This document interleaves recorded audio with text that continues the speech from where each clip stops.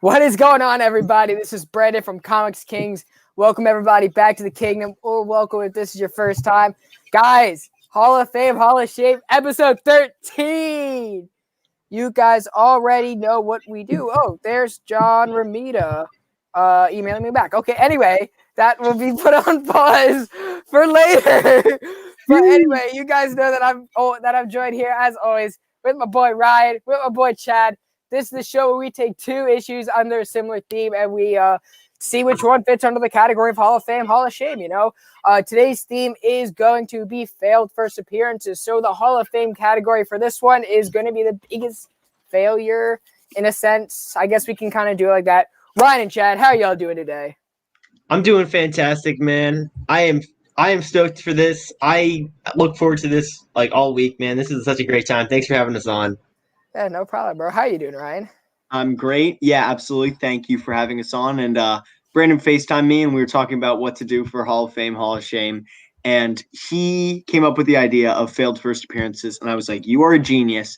And then I was like, let's do a little twist on the Hall of Fame thing, because the idea is the failed first appearance. So the Hall of Fame, in theoretically the better book, will be the one that is actually worse this week. So kind of doing a little switch around, freshen things up.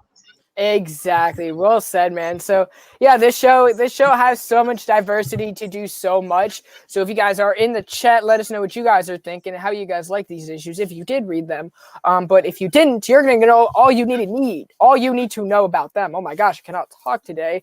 I need my coffee. What is up, Sheena? As always, supporting the channel. How are you doing, my best friend? Now, Brandon, I just want to make a quick clarification for us and the chat. Now, are we grading the Hall of Fame as the biggest failed first appearance in terms of the character or in terms of the actual book? Because we always say we're talking about the book, what's in these pages. Or in this case, are we talking about the character? Well, when I picked these two first appearances is because they dwelled out these characters. A lot of times when we see a first full appearance, it's at the end of the book. I guess their full appearance. Because we messed up from Spider-Man 2099 or Hulk 180. So, or X-Men 120 and 121. So it's like, I just want to do, I want to do how the character is in this, you know, because these two characters, let's be very honest, people, these two characters were very much a part of the whole FOMO shopping. I cannot tell you that I paid $25 for my first appearance of Robin King. I remember that. And I thought I got it on a bargain. And looking back at it now, I'm like, what the fuck did I do? But I think I sold it because it wasn't in my collection today. So I'm like, it must be out of the door. Last time Chad and I were at our LCS, I looked on the kind of like the back issues, like the shelf from the last couple months.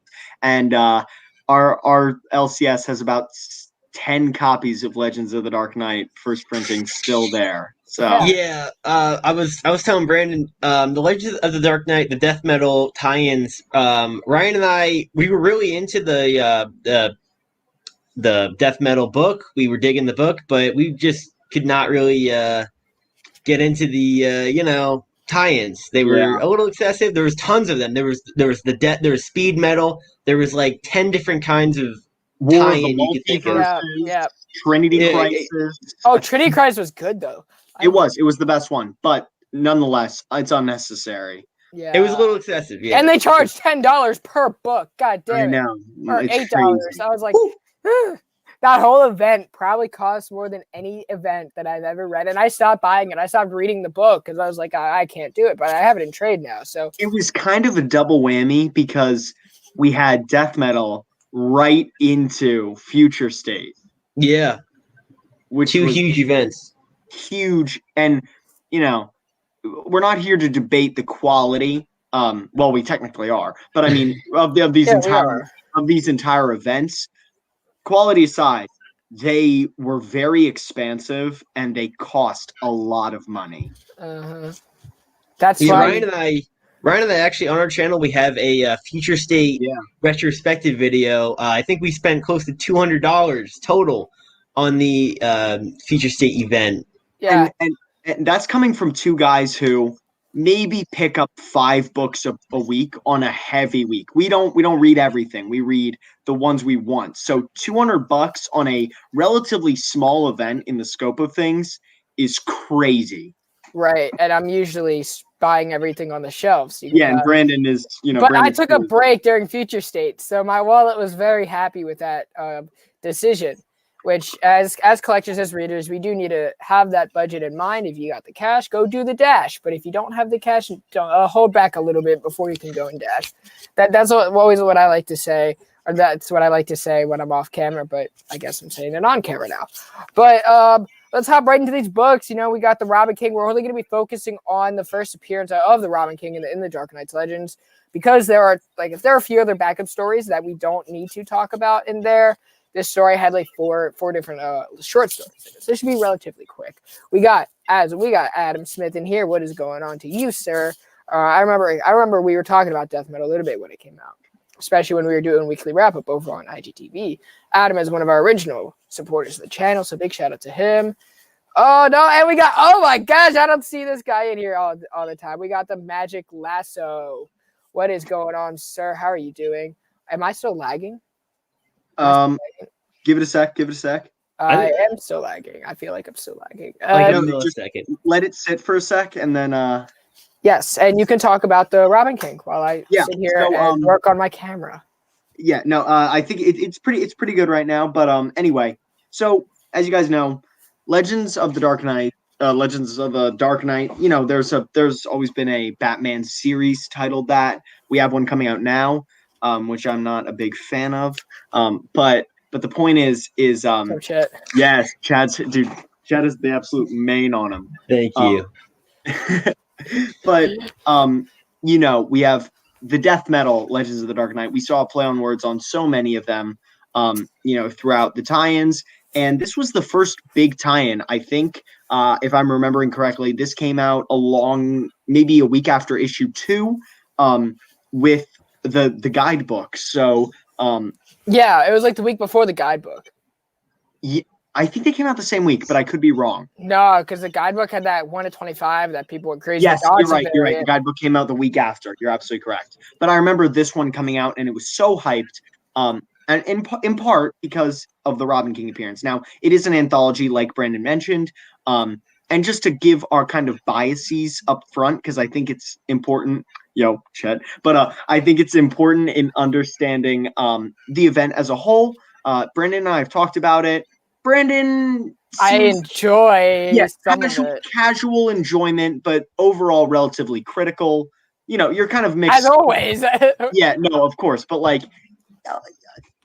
I from our conversations about it, you seem to be a little less of a fan than more of a fan. You know what I mean?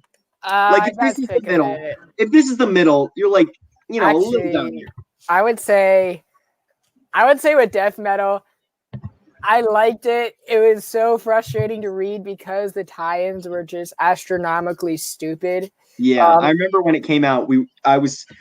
I think with you, now that you have it in trade and you're reading it, it reads much better because well, because you would have issue 1 and then you would have 4 tie-ins that didn't even involve. It was just its own separate story, and it would introduce things that were not paid off, and then you would have issue 2, and it's wait, what the fuck did I just read? Because I'm thinking about all these things that don't matter. Absolutely. And it was it was formatted in a way where it wasn't oh, you want to see your favorite characters? You can have this tie-in. That's for you to read about. Where is Superman? I mean, we had a Justice League one, but no one wanted to read that.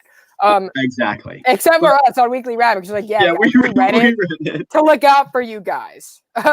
We read it so you didn't have to. Yeah, and then so I guess that I'm in the middle because I enjoy just reading the book, and I just the tie-ins are just a weird format because it's you have to read all the tie-ins, but they're more of a price than the actual book. So I'm no, you're absolutely right. And what I'll say is, just Chad and I see him all the time. So we talk comics incessantly. What's going on, Sebastian? Good to see you in here. Our enjoyment of Death Metal, I know it's pretty polarizing compared to its predecessor, but we are along the lines from casual enjoyment to very much enjoying the main book at least. Mm-hmm. But the tie-ins, all of us are on the same page where the tie-ins were too much. It was, I can deal with one or two tie-ins that are fun, self-contained stories, but it was costing the main book. But we did have the all-star writers of DC on these books at this point. Now, the Robin King kind of short anthology within this book is written by Peter Tomasi, incredible writer, one of my favorites in comics right now. Chad, if you want to talk about Peter Tomasi. Yeah, Peter Tomasi did a wonderful job on the Batman and Robin from the New 52 run. I'm not sure how many issues. I think he did the whole run, right? Whole run. Yeah, He actually picked up before the New 52 at the end of Grant Morrison's run. So Grant Morrison did the first 16. He did to 20, I think 16 to 27. I could be wrong about that. And then it rebooted, and he did, I think, another 30 to 35 issues of that. So he's well over 50 issues. Yeah. So he definitely he babied Damian. He took Damian under his wing. Yeah, he's responsible for the modern interpretation of Damian Wayne. He did a very good job with Damian. Damian was kind of insufferable when he was first introduced. Tomasi did a lot for Damian in making him feel like a real character and feel like a real person. He doesn't really pop up that much in many of Scott Snyder's books, but when he does, you definitely see that Tomasi influence on Damian. So if you guys like Damian, definitely check out Tomasi's run. If you don't like Damian, check out Tomasi's run as well, because that might change your opinion on him. Right. We wouldn't have a Robin book without Peter Tomasi, you know? Exactly. And Chad's absolutely right. I would recommend if you do read Batman and Robin, just quick thing. If you do read Batman and Robin, then I'd move to Superman, because his Superman is also fantastic. Probably the best Superman we've had in many, many years. And then moving on to Super Sons, which is also incredible. It's just fun. Super Sons is just fun. That's what he is. He's such a fun writer. He's such a human writer. He has these human moments, which, really helped with Damian, and these fun books. And his Detective Comics was good. It was really His Detective Comics was also fantastic. With Brad Walker. Yes, Brad Walker. But anyway, this story is written by Peter Tomasi, so I knew, as far as tie-ins go, it's going to have some substance. And I don't know if this is an unpopular opinion, but the art is by Riley Rossmo. I really, really love Riley Rossmo's art. I was first introduced in Detective Comics 1000 or 1027 with the Batman Deadman story. Hey, what's going on, Chibaro and Fable? I was going to say Martian Manhunter by Steve Orlando was really Riley Rossmo's, which was very fitting for that book. I would say his art is more fitting in here as well. I wouldn't say the same about Harley Quinn, though. I actually, ironically, Riley Rossmo's art is one of the reasons I was really considering picking up a Harley Quinn book. And if you have even seen one of Chad and I's videos, you know my feeling toward Harley Quinn. But the point is I love the art. Now, before we jump into the story, I would like to hear Chad's opinion on the art, just throughout the whole kind of anthology. I thought the art, Rossmo's art was decent. It's more of a cartoony feel, but because it has that cartoony feel, the story deals with the Robin King, who's like this demented Robin character. He's this demented being. And so the art almost works as like a kind of demented cartoon, very dark, very like, some of it was just, some of the things I was seeing in these panels that were just wicked extreme. Yeah. There's like a little montage of young Bruce Wayne, who's a psychopath in this story, just doing horrible things to animals and people, and it's just, and Riley Rossmo's art is very cartoony, and so you have like this kind of, it almost reminds me of that sick, twisted cartoons like Happy Tree Friends or something, if you guys know what that is. With that excessive violence, but in a cartoon form. No, yeah, I absolutely agree. That Yo, that is the reason why I picked up The Adventures Continue Season 2, because of Roscoe's cover. It was I talked about it on Wednesday Warriors.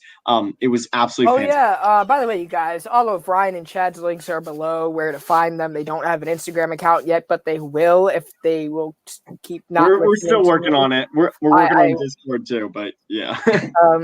I will make them get an Instagram, but you can find them on YouTube at Ryan and Chad.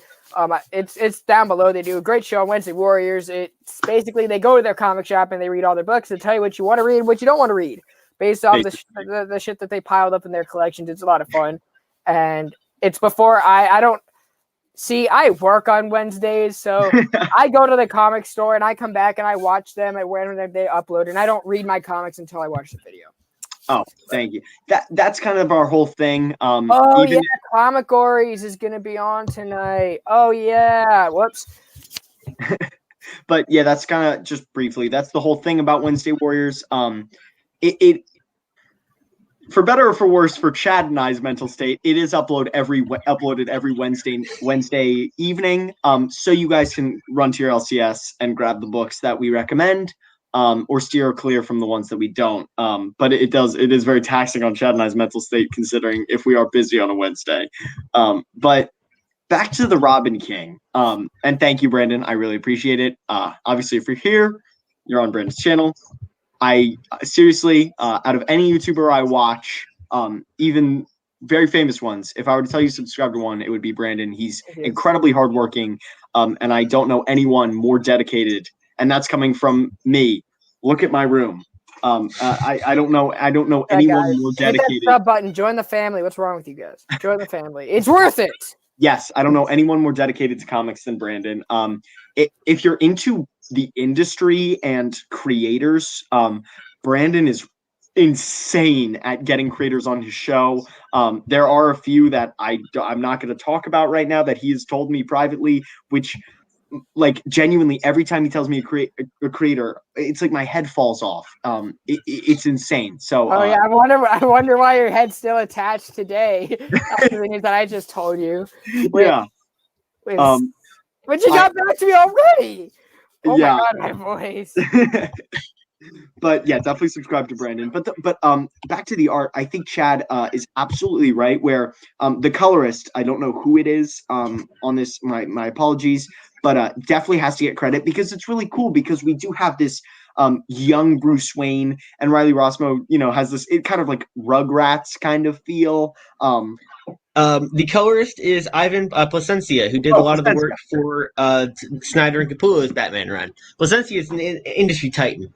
Exactly. Yeah. So clearly they know what they're doing. Like Placencia, a veteran. So I'm sure all the choices were very deliberate, but it is kind of this like childish, cartoony feel with, these dark, grimy colors with lots of blood and gore. But basically moving into the story. Now, premise, if you guys have not read Metal or Death Metal, the whole like catch and the whole like pitch of it is evil Batman.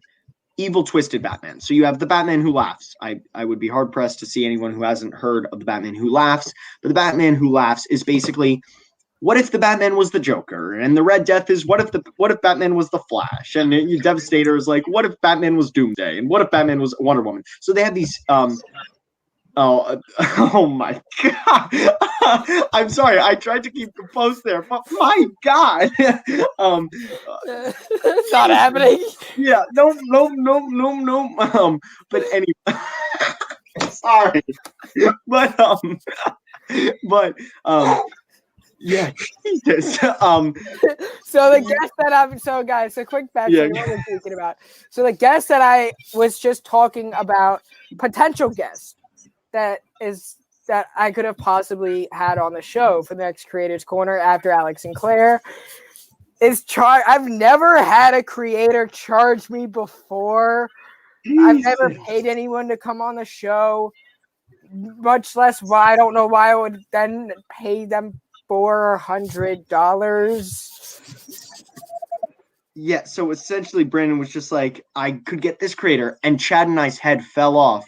And then midway through, he private messaged us. He's like, he's going to charge me $400 for 30 minutes. And that's why I kind of. I'm in the wrong business, guys. Yeah. Oh my God. Jesus Christ. If I made it. That's $800 an hour. That's incredible. $800 an hour. Damn. Well, no, I wonder what Mia Khalifa's rates are. Like, he has to be hanging with Mia Khalifa because the balls on that guy. My God. Comic books. We're here to talk about comic books. But anyway, so the Robin King. So death metal, metal we saw kind of traditional. What if Batman was the Flash? What if Batman was Superman or Doomsday, or just these really cool things, which, probably were created for action figures, but honestly served a real story purpose and were super cool and have become very popular characters. Now, death metal, and this is a lot of people's criticism with death metal, which I can understand and I think is very valid. It's metal, but so metal is Batman turned up 11. And death metal is metal turned up to 11. We have, what if Batman was the dinosaur in his cave? What if Batman was a wizard? What if Batman was Dr. Manhattan? It's no longer there's a Bat Justice League. This is like, pardon the pun, batshit crazy. So we have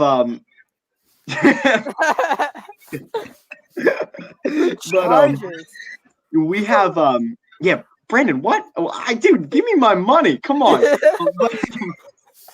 But we have, again, these Legends of the Dark Knight is talking about the new Dark Knights, which is what the evil Batmen are called. So it's kind of went off the rails. And the reason this is a failed first appearance is because this is kind of where it goes off the rails a bit. Now, Peter Tomasi does the best he can trying to create the world, create the characters within the world. But this is, again, pardon the pun again, a bit too metal for even me. And I loved death metal. So we basically start off with Alfred in Wayne Manor. And there's blood everywhere.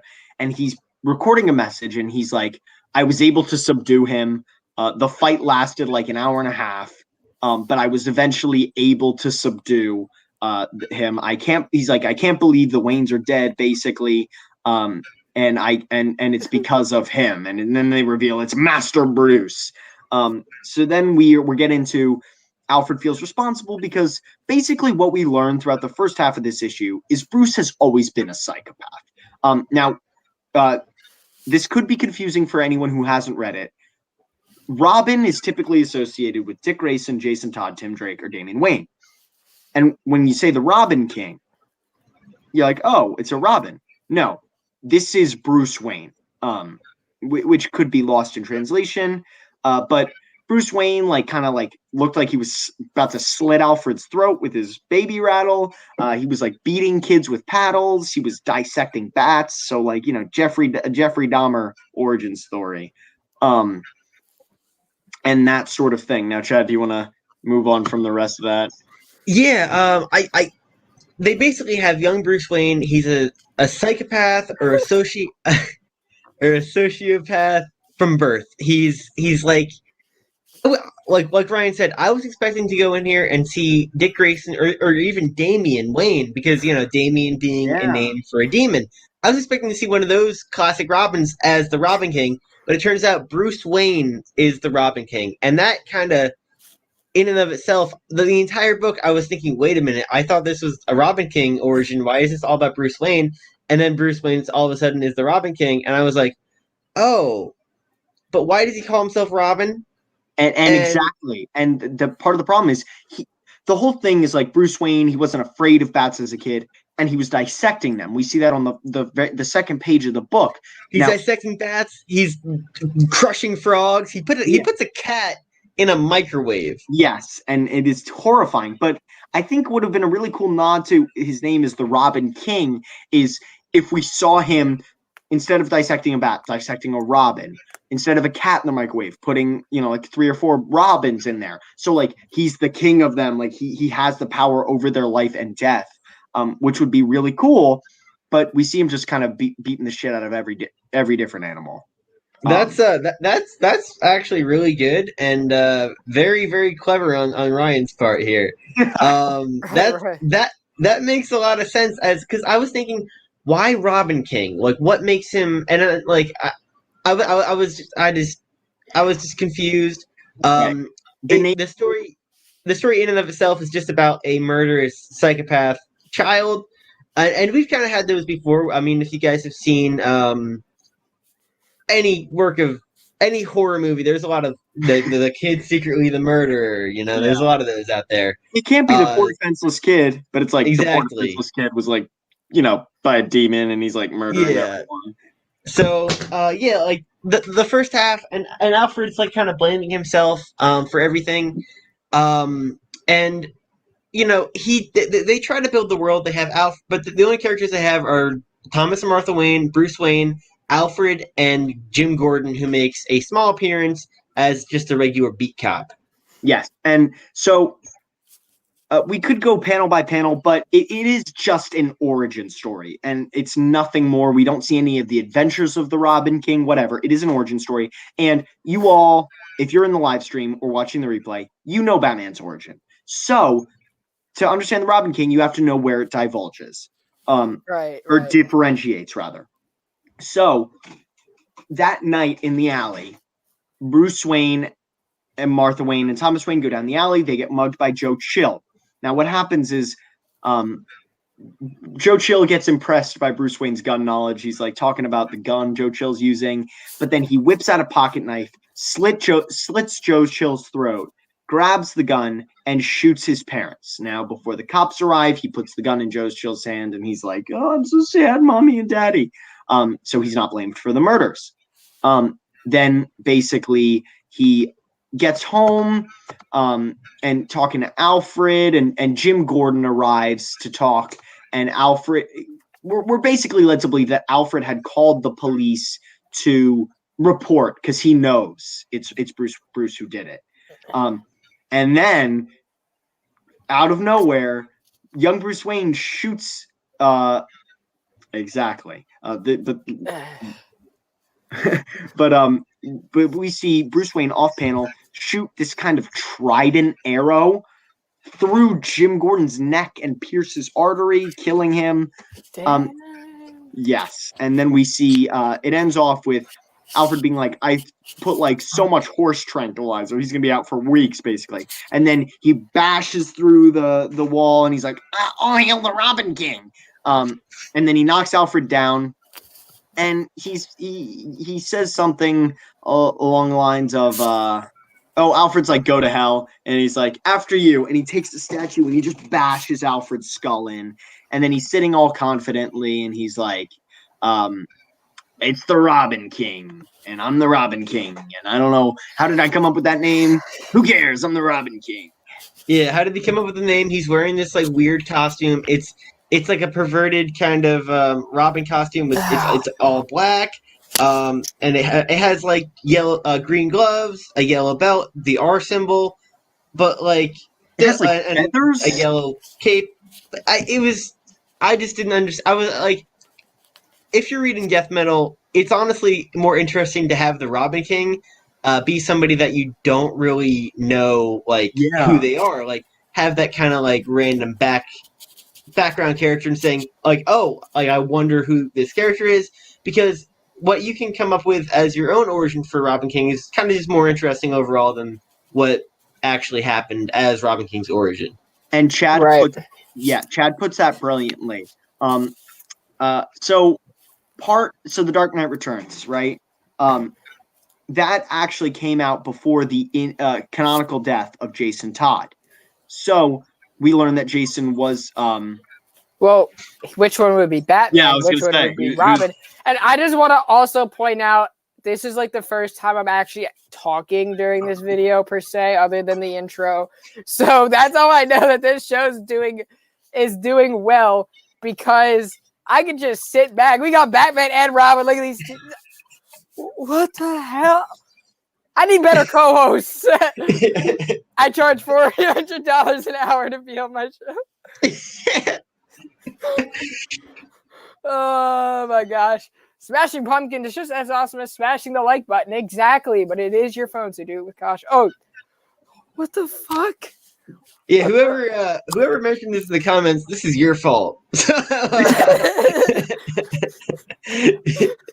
What the hell that just happened in this show? Yo, If somebody wants to take a screenshot, do it. I don't know what's going on in this show. Oh Lord. Hall of Fame, Hall of Shame, whose outfits wins? But so overall, like the not doing this. Wait, but hold on. Back to my quick point about the Dark Knight Returns. So that came out before Jason's in canon. Yeah. Yeah. What the hell just happened to this show? I feel like Steve Harvey every time someone says something stupid on Family Feud. I feel like that just happened here. The hell? No, but Steve Harvey's like, what's one thing on your body you wouldn't want to cut off? And then somebody's like, your penis. And he's like, oh God. It's like, come on, why would you say it's a family show, man? Yeah. But so basically, Frank Miller left the death. Take that shit off, man. Oh. Frank Miller, Jason Todd. It's 92 degrees and but Frank Miller left the death of Jason Todd. That's funny because everyone always says I look like Dash. But what the hell happened to this show? Frank Miller left the death of Jason Todd ambiguous. He didn't say how he died. He just said Jason died. So everyone reading that in 1986 was like, "Oh my God, Jason Todd died? How did that happen?" And it bro, you know I'd be Batman. You know it. I'm vengeance. But anyway, dude, I would so be Batman. Don't even laugh about that. Robin's got a goatee going on, dude. That's what it's about. I got the Robert Pattinson going on. Guys, right. I just want you guys to know I've been so relaxed this show. That has never happened before. We're 13 episodes in it, and this just shows you how far the show has come. God damn it. What the hell? But the point I'm making about The Dark Knight Returns is Frank Miller's leaving Jason Todd's death ambiguous makes his death more powerful than any story that could have been told. You could have told the best story of Jason Todd's death ever. Leaving it ambiguous would have made the audience feel like the feeling you get from uncertainty rather than knowing, yo, Chet, you know what's up. But I'm Michael Jackson. no. But leaving some things up to uncertainty works really well. Yes. And the Robin King should have been left like that. Yes. Exactly. Making him more terrifying. Because now I'm like, oh, it's just kind of like if Bruce Wayne was a psychopath. You know what I mean? Whereas if I saw him, in the Death Metal book, spoiler alert, he takes a dagger that sends Jonah Hex for eternity to the depths of hell to be tortured. $400 for eternity, $400 goddamn dollars. But for eternity, he stabs Jonah Hex with a dagger that sends him to hell to be tortured for eternity. And then only when he can't take anymore does he finally just dissipate into nothing. That's terrifying. And if his origin was left completely ambiguous, I would have been like, all right, this character's terrifying. But he was made knowable, so therefore he becomes less terrifying, if that makes sense. Right. Now, are we done talking about this book? Because it wasn't that good. I mean, is there anything you wanted to say about any of the other stories, Ryan? Yeah, so with the Robin King, that is my biggest thing, is the fact that he was in and out of this book. He came in and he killed 2 people and then let people escape. Look at that man. You love to see it. What's going on? What is going on this show? You like the fit? I'm about to put this man. Somebody mute this man. But okay. Anyway, I didn't really like Robin King's dynamic in this whole thing. Robert, I don't know what I'm thinking about, but oh Robert my God. Pattinson plays the Robin King. But I don't know. It just happened. What did I just jump onto? You missed, Nice to have you, man. Yeah. you missed something a little bit ago, but If you were just jumping in, you have to catch the replay. you have to catch the replay. Oh my gosh. I've never had that happen. Jesus Christ. Woo! 400 times. Yo, wait, you should barter. You should barter with him. Say $300 and I'll send you a dick pic. $300 in sexually explicit photos. No. No. All right, anyway, y'all. So we're going to move on to the next part of the show, which is going to be Batman 90, which I will tackle, which is by James Tynion IV and art by Jorge Jimenez. This is just a few issues before the whole Joker War. So we're in like the Dark Designs arc. So what is going on today? What's going on in this story right now is, oh my gosh. So what's going on in this story right now is Catwoman has revealed to Batman that she messed up, right? She messed something up. She told Joker some inside information, and we were learning about, yeah, exactly. The show is gonna run itself. This is my show, and I've said the least amount of words. Damn. But anyway, so we're doing that, and so Batman's like, you got to tell me everything. So she recalls a story that kind of took place out in Gotham, but outside of Gotham. It's like this hidden affair in Gotham where she got a letter telling them to meet at this time, at this place. Being there with her is also Joker, Penguin, and the Riddler. We know that this is in the past because they all have their more 90s costumes. Yeah. Yeah, but remind Ryan, this show is kid-friendly.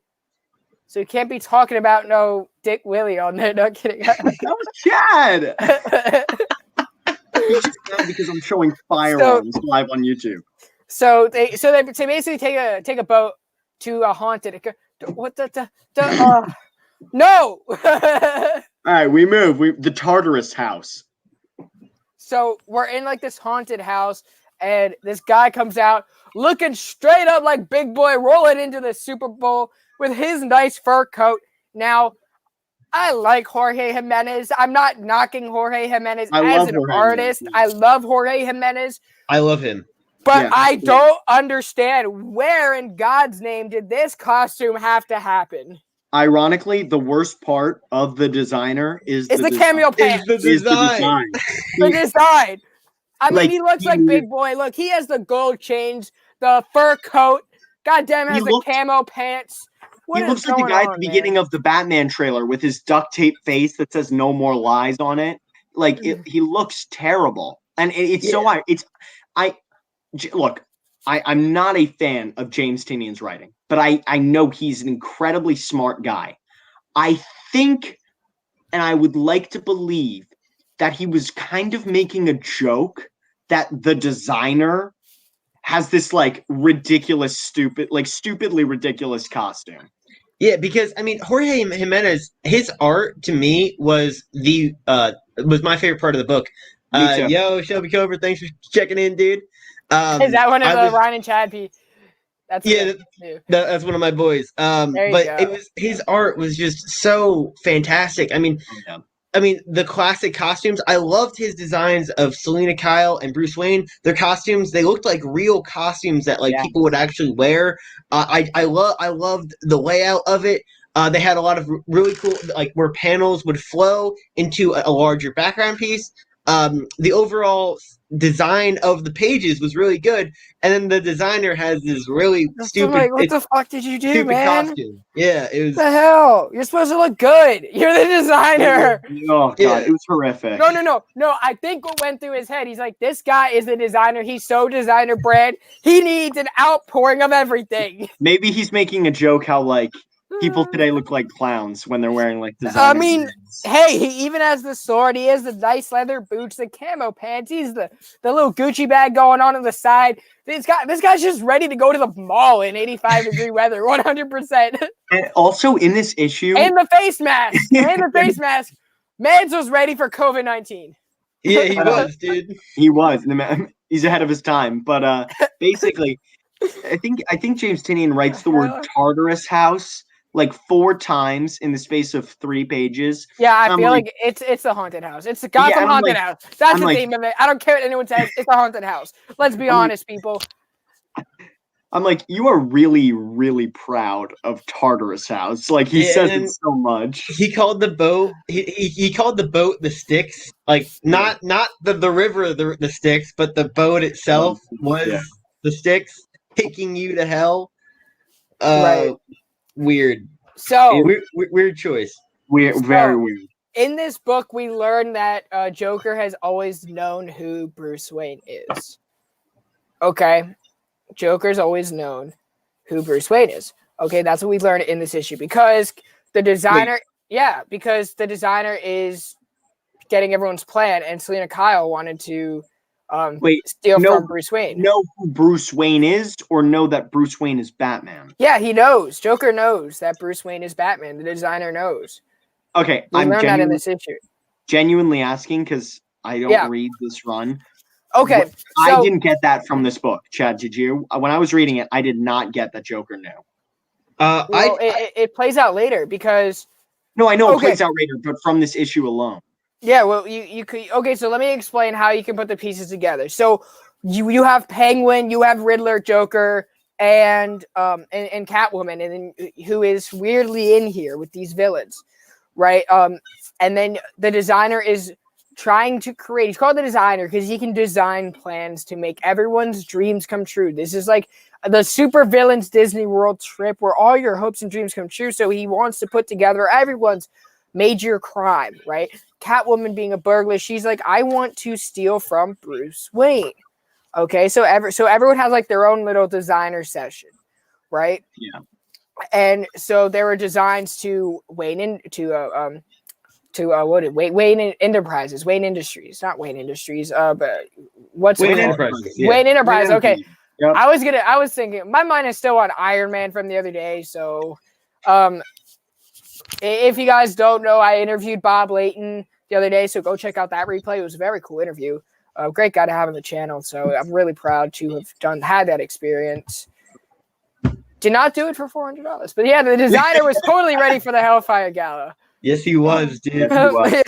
So that being said, we learned later on that the designer is really just a dead version of the Joker, kind of, which you can say that it makes it all canon, right? It kind of makes it 3 Jokers canon, but I'm taking that a little too far. So the Joker goes in and tells the designer his plan, which is like a cover up because the designer comes out and says, kill them all, blah, blah, blah. And then the house explodes, because you have like 4 freaking people in Gotham who are all very powerful. And then the Joker came away saying, oh, now I know how to make my plan better, right? But he teamed up with Jumbo Carnation for the guy. Exactly. So here's my problem with him being the designer still has the plans for how Bruce was going to re-envision Gotham, has all the plans in the layouts in order for Catwoman to pull off the master heist. So this was like linking a connection from the designer to Joker. We can infer, as the reader, that the Joker knows that Bruce Wayne is Batman because Selena Kyle goes in pitching a plan to steal from Bruce Wayne. Batman is like, oh shit, if that's the case, I'm screwed. So we understand that. We understand that Joker has known all along. Okay? That's where I'm putting the 2 and 2 together. Okay. I don't know if Ryan is like blatantly confused or not. No, I'm not confused. Me, or he's frozen. I think that's a bit of a leap, but I get it. In this specific issue, it's not made super clear that Joker knows, but you find out later on. This is kind of like the first bit of the puzzle there that Joker knows who Batman is, right. But it's not really clear just in issue number 90 here. Yeah, absolutely. Right. So that's really the issue. We get to know the designer. We get to see what everyone's plan is. We're going forward, and the art's great. It's just the design for the designer is. I don't want to say awful, but it's awful. I'll say it's too Hollywood for Gotham.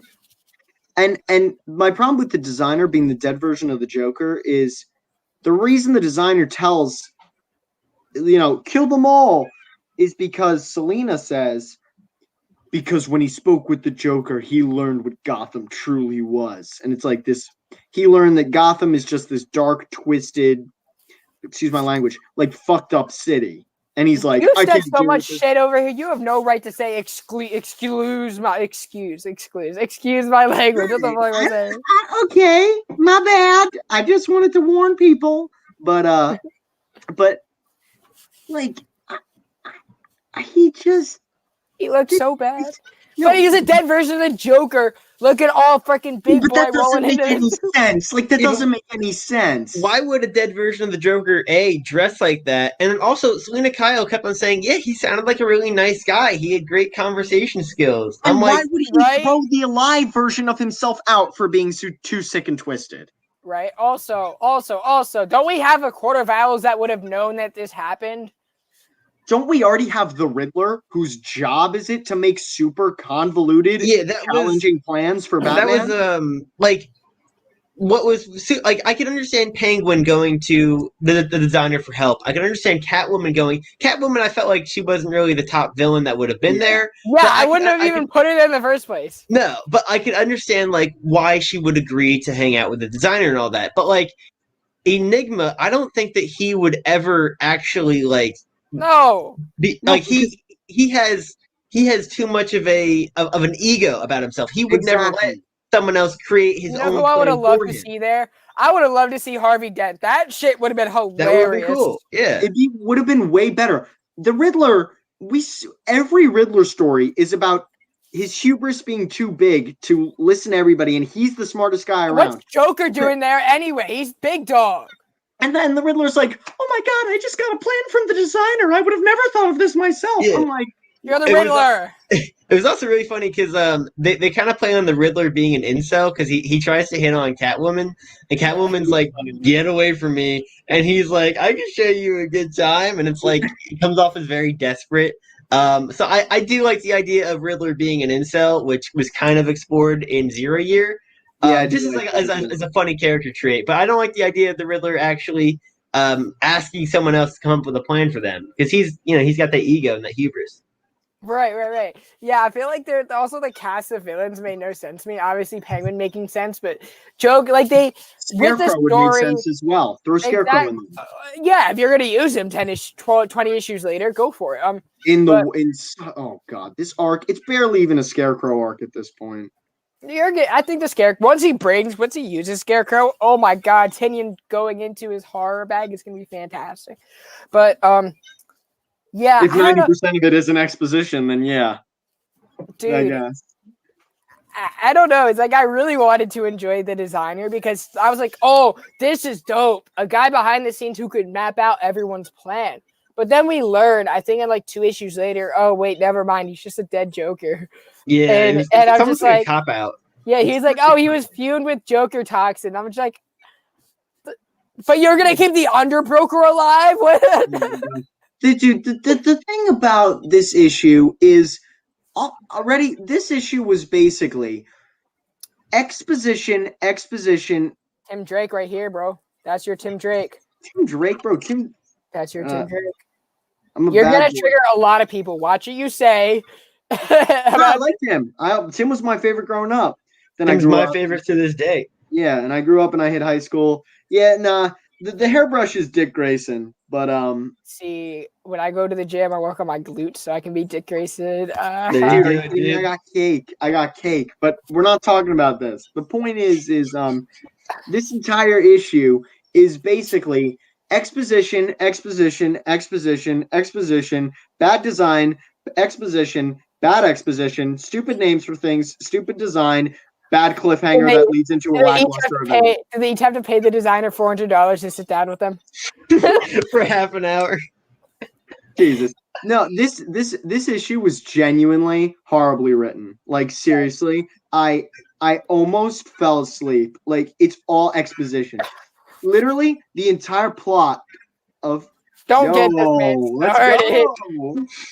The entire plot of this book is is it's not Selena Kyle. It's James Tinian explaining the plot of the book to the audience. And it's insulting that he thinks my intelligence level is so low that he literally needs it felt like I was reading cliff notes of an essay. It was so egregious. The parts I did enjoy of his, I did enjoy a lot of the Joker's dialogue. When they were on the boat, I thought he did a decent job with the Joker's dialogue because every other character was mostly just kind of explaining the plot. But the Joker, he was actually just talking like a regular person, and so was the Riddler in trying to hit on Catwoman. He had a couple of moments where the dialogue was good and solid, but yeah, Ryan's right. It is mostly just expository dialogue, and it doesn't really draw the reader in. And in Ryan's case, it insulted him. And I think in the first page, Deathstroke has a line where he says hell 3 times in the same word bubble. And he's like, oh, hell no. There's no way in hell I'm doing this. You can go to hell. I'm like, oh my God, shut the hell up, dude. Like, can you write? All right, y'all. So 94. So this is 90, and you're not missing anything. You're missing a bit. It's a good book. It's good. It's good. I'm appreciating what he's doing now. But okay, so Hall of Fame, a Hall of Shame, guys.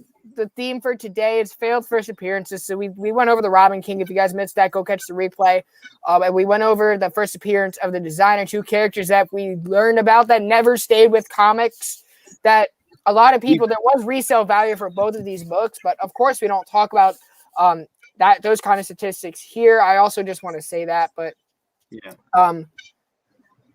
so going with Hall of Fame, Hall of Shame. Hall of Fame being the biggest failed first appearance. Chad, which one are you going with today? Oh my gosh.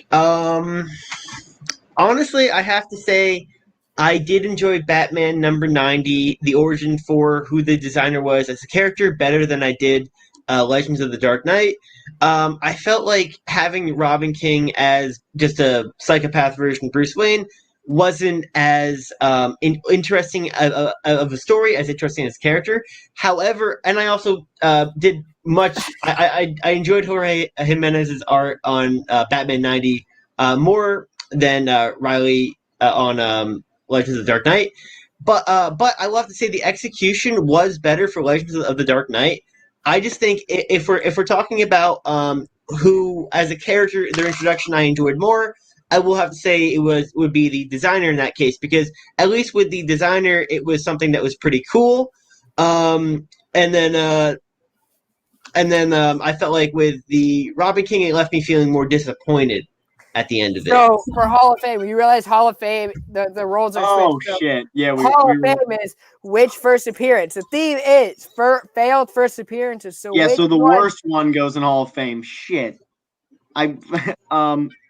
Yeah, so if you guys were not here from the beginning, the worst character goes in Hall of Fame because this is the theme is failed first appearances. Yeah. Okay. Which one is Hall of Fame with that topic? Which one's Hall of Shame? In that case, it's flipped. So Robin King would be Hall of Fame as the worst. So it's infamous in this case as the worst introduction. Man. All right, Ryan, what are you going with, buddy? Okay. So calm down. He said, okay. So if we're giving it, I want to make this very clear because I don't want my opinions on comics to be slandered and every claim I've ever made slandered. The Robin King issue within Legends of the Dark Knight was written 100,000 times better than Batman number 4. I will say that right off the bat. I agree with that. This was a traditional show where we ranked the issues, which one was better, which one was worse, Robin King would be in the Hall of Fame. No question. But because this is failed first appearances, and we're talking about, bro, Chet, you're slandering me here, man. But we're talking about failed first appearances. So essentially, if we boil it down, the point we're trying to make is which character has a place in the DC universe and which character doesn't.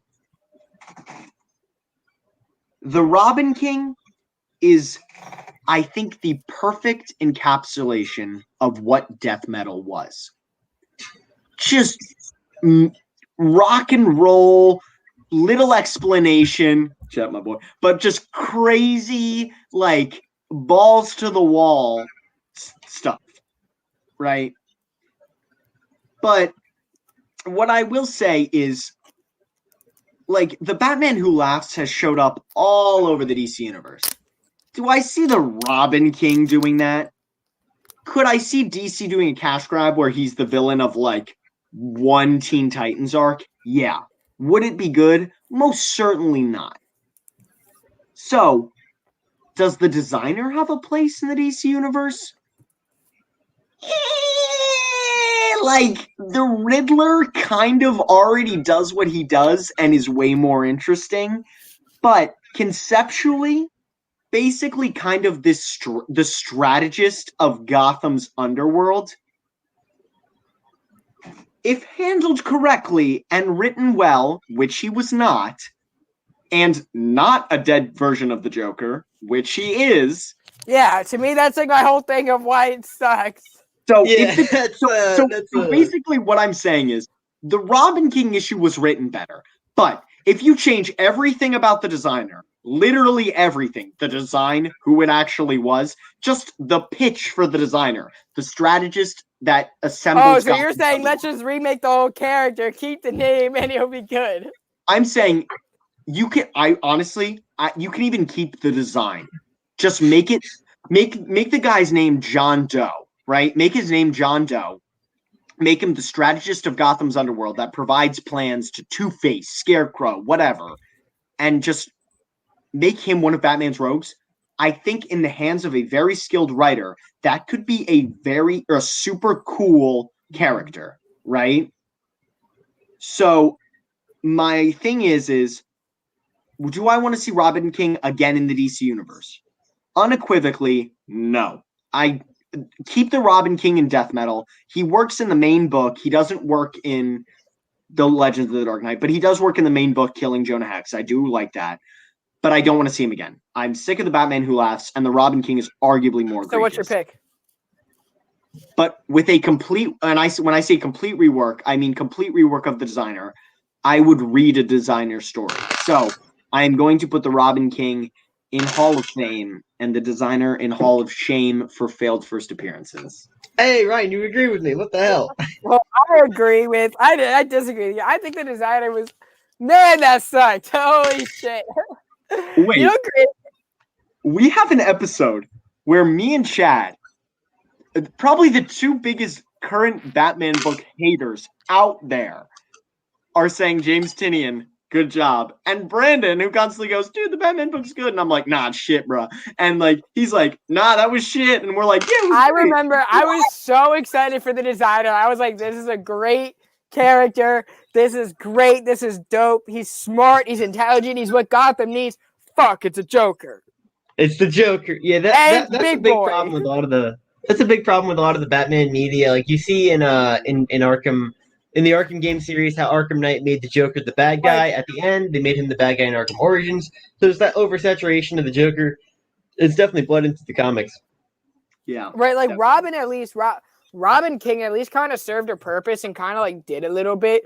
What? The designer's whole purpose was to set up Joker War. That's his one purpose. Set up Joker War. So you mean to tell me Joker used an alternate version of his dead body, gave it Joker toxin, planned this whole event to kick off Joker?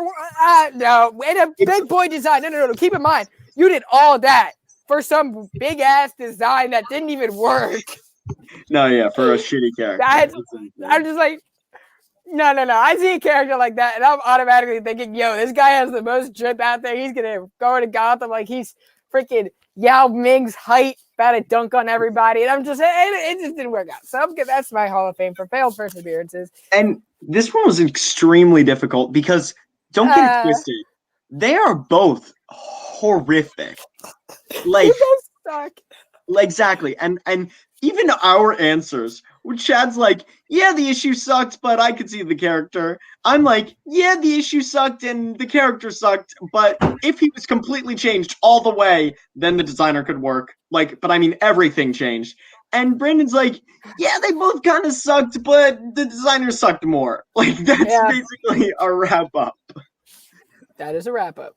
But anyway, you guys, I guess that's it for Hall of Fame, Hall of Shame. What? Don't get the motherfuckers, dude. But all right, so I guess the winner, I guess I did get outvoted for the first time in ever on this show. Wow. Yeah, wow. What the fuck? I need better co-hosts. Robin King wins for failed first appearances. That is the Hall of Fame. Batman 90 first appearance of Big Boy in comics, I guess, is going in the Hall of Shame. I guess he was just a few chains too short. Did not make the cut for that. Anyway, you guys, thank you so much for tuning in. Make sure you guys like, subscribe to the channel. Join the family. It's worth it. I guarantee you, if you do hit that subscription button, you are going to just have endless fucking fun. And and if you subscribe to Ryan and Chad, you're also going to have a little bit more fun. And Ryan does not use his brush on his show. That is just a weird thing for tonight. That's totally out of left field. Anyway, you guys, it's 90 degrees here. I hope my forehead. You know what? Take care, you guys. Take care, you guys. #$400. Yeah, peace out, everybody.